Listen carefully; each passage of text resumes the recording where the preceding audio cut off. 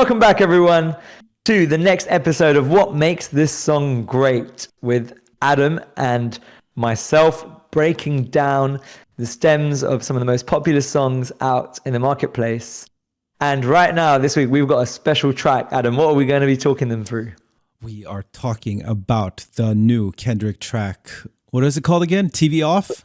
We're going to be doing TV Off, yeah. Yeah. I am excited for this one. Yeah, very excited to dive in. And we're going to hopefully share some of the things that we believe makes this song great for you all to learn from and take into your own tracks. So without further ado, should we play some of it? Let's hit it.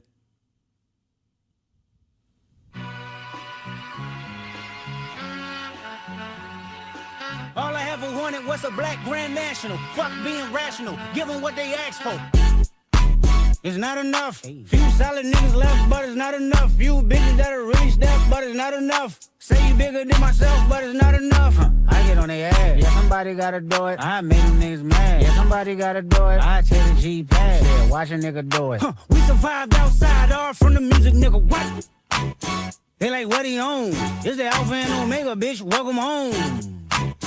This is not a song, this is a revelation, how to get a nigga gone. Need you a man, baby, I don't understand, baby. Pay your bill and make you feel protected like I can, baby. Teach you something if you need correction, that's the plan, baby. Don't put your life in these weird niggas' hands, baby. Whoa! It's not enough. Few solid niggas left, but it's not enough. Few bitches that are really stepped, but it's not enough. Say you bigger than myself, but it's not enough. I get on their ass. Yeah, somebody gotta do it. I made them niggas mad. Yeah, somebody got. It's quite a nasty track, huh? Yeah. in all senses. But Adam, tell me, what's the first thing that stood out for you on listening to it? I mean, I am such a sucker of these orchestral stabs. Like, that's one of my favorite things. All the way back from the 90s, kind of like you hear them on like a bunch of different tracks. Even when they were like these...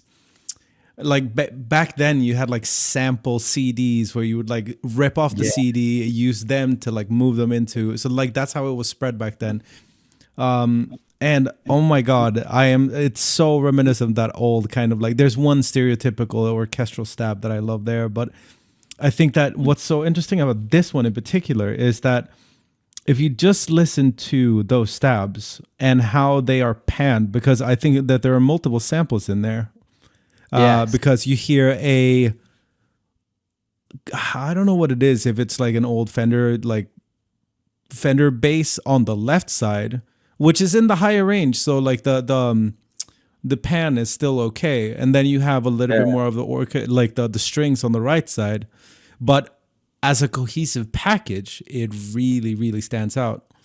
It hits. Maybe if we try to see if we can solo it and have a look. Yeah, let's see. So if you mute the bass now, also,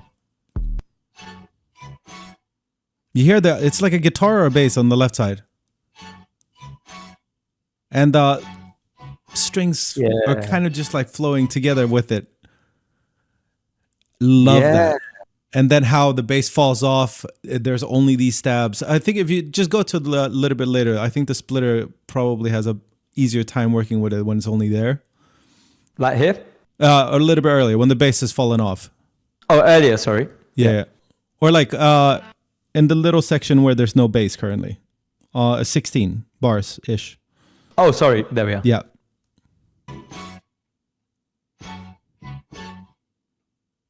Dun, dun, dun. Yeah. So good. And then, oh my God, when the bass comes in there, like I was waiting for it, but when that came in, I was like, okay. Out. Let's go.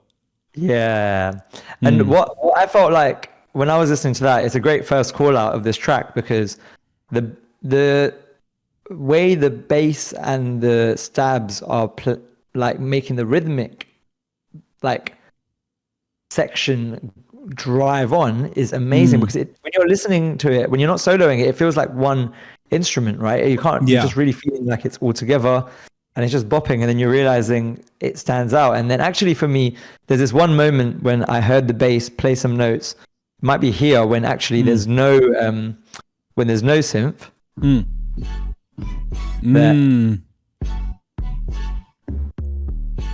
Yeah. Boo, boo, boo. And that is really carrying in the track because it it gives it a break. It suddenly makes it feel like it suddenly like gives you this forward momentum. And actually, if you hear it within the context, those notes, beautiful, and then beautiful. And when it comes in, it slaps you in the face so hard because you're like, oof, there it is again. Oh Yeah. Yeah, exactly. And even without Kendrick's vocals like on this, your head would be. Oh yeah.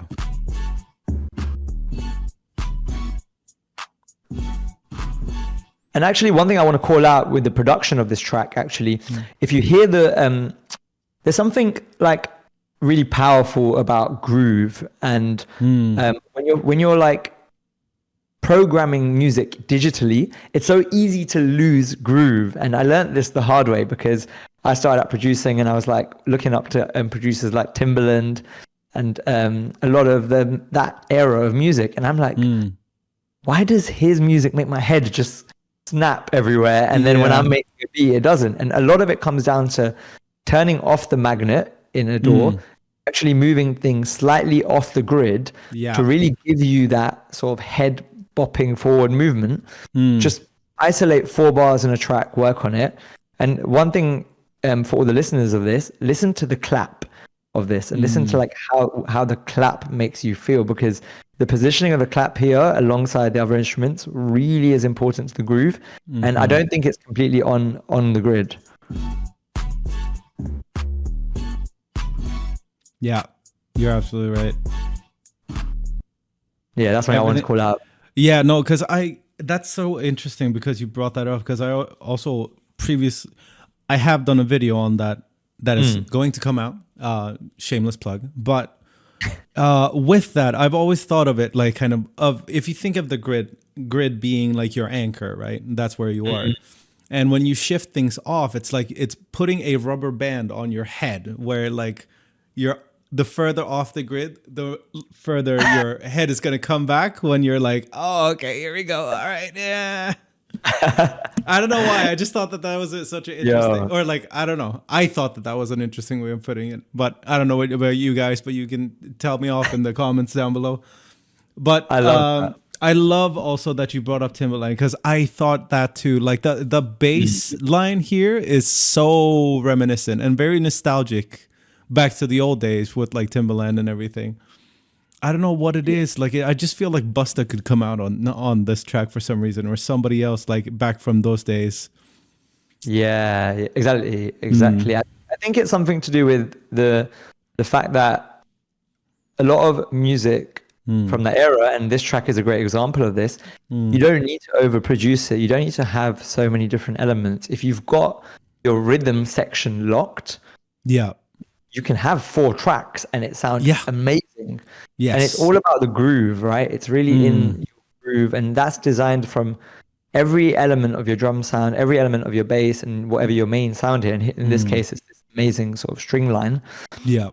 If it's all locked in together, you're winning. Yeah, 100%. I think that's the thing about like not overproducing a bunch of stuff. It's like, if you can dial it back to its like most important elements, and like, sure, your elements can consist of like 3-4 different layers, but like they all follow the same thing. You make sure that they sound cohesive as one unit. So if you have 4 units, and you don't really need a lot more to make it like really, really impactful. Yeah, and I think it's here about sound selection is the key thing for me here, because when you're a beginner producer, you just pick the first sounds that you hear.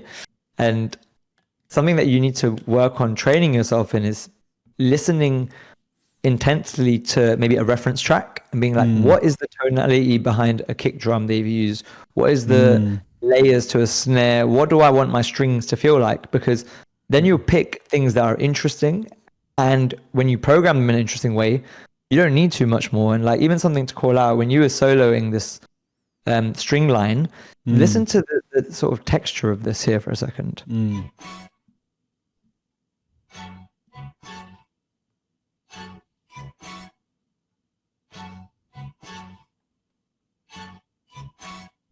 Yeah, there's something there which I think makes you realize, okay, it feels very real in the way it's played, but also where it sits in a mix, there's a little rolling end to it, which I think adds character. And I think you hear it more clearly later on. And I think when it's in the mix, it really fits and works in the groove, with the groove so nicely, especially when it's layered with something like a synth bass like this. Yeah. Because that's very electronic, right? Like super electronic. And then once you've got this,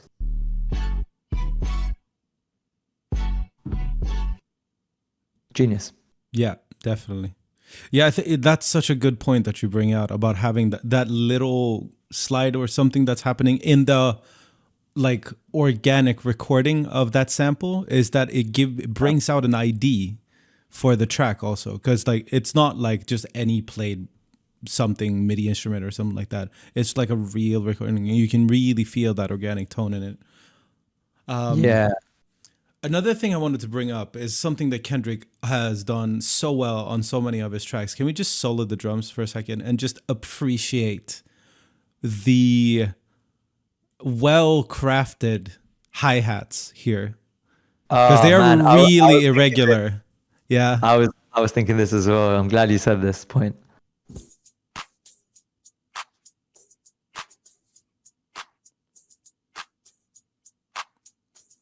Already this is giving my, like, I'm already kind of there, you know? And where do I want to go with? I think the thing is like, especially the velocity layers of the, or like the velocities of these different hits is number one. Like this is master craftsmanship, velocity handling in MIDI. Like you, like that top note, like is so important to build the groove there. Because if you don't have that difference in volume and different in tone, you're not gonna get it. You feel like you can see the drummer kind of like grooving with it, and that it brings out so much more of that groove. And you can't do that just by drawing it on the grid, kind of linked to our earlier point, right? No, exactly. That's the thing. Like there's like some of those things that you can play it for sure. If you have a beat pad or something like that, you can work yourself into getting a groove like that really feels natural. But it's hard. Like when you paint that in and then you have to make another change and then like when that change, like it takes a time. Yeah, completely. I think the tip here is like try to play it in like you're saying, but don't quantize it straight away. Find a 4-bar section in what you played, or 8-bar or 12-bar section that you're happy with, and try and loop that, and without actually snapping it all to the grid. But then adjust the velocities is what I'm hearing you say as well, in a way that a drummer might. Yes, exactly. Think about where your off beats are, like that. Because we're thinking that one, that third hit is, yeah, exactly. Wait. It's 2. What does that make it, like on the third 16th note or something? Yo, I wasn't counting. I don't know why I'm trying to do that either, but like whatever. You can zoom in on that later if you want to. But if you try to recreate it on that 13, 16, right before the next hit of the kick comes in, like it's that little bit of suspense that it builds, because it's a little bit higher and it's like, oh, and then back to the kick. So it does so much, and you've really got to think about that. Yeah, for sure. Sure, that's a little bit of the production, but I guess we got to give some time to the man himself as well. The vocals of Kendrick, right? Yes. Because I think, like, oh my god, I was so excited about, like, because the panning here is so clever. Also with the, I mean, okay, it's a call and response thing. So I think it's right where you're at right now if we listen to the vocal. Yeah, sure. It's not enough. Few solid niggas left, but it's not enough. Few bitches that are really step, but it's not enough. Say you bigger than myself, but it's not enough. I get on their ass. Yeah, somebody gotta do it. I made them niggas mad. Yeah, somebody gotta do it. Pan. I say the G pad. Yeah, watch a nigga do it. We survived outside, all from the music, nigga. What? Yeah, I think it's just so kind of clever to have Kendrick in the center. When the call and response hits, it's a left and right kind of ping pong thing, where they call off each other, because you feel that, and it piques the ear, because you're like, Oh my God, Like, no, I was talking over here. No, it's over here. Somebody got to do it. Yeah, exactly. Yeah. It's as if you're having a conversation with him, trying to do that, and he's like reenacting a conversation where you're like doing the, so I said to this guy, and this guy, blah, blah, blah, blah, and then you flipping it, like, so you really get that sense of him, like, I don't know, just moving the visual image of it, like, and it changes up something. That's the thing. We tire out our ears so much with having the same thing constantly. They move things around. Yeah, I guess it's such an interesting point around using the stereo field as a vocalist as your playground as well, and not just having your lead vocal in one place. Yes, because like it's moving, and like when done intelligently, I think it works. Mm-hmm. With this song as well, I want to call out, like, I guess of course we know Kendrick's flows are incredible, and oh my God, yeah, the way he's in and out, like rhythmically, is incredible. But like, we mentioned this in the last video when we were analyzing Kehlani. There's a moment in this track where he changes the rhythm up quite significantly in his vocal line, and it really gives the track a sort of differentiation. And I think it was this bit here. So if you listen to his rhythm here, nigga feel like he entitled cause he knew me since a kid. Bitch, I cut my granny off and she don't see it how I see it. Got a big mouth, but he lack big ideas. Send him to the moon, that's just how I feel. so very small, very choppy, very quick, and then a few bars later, Hey,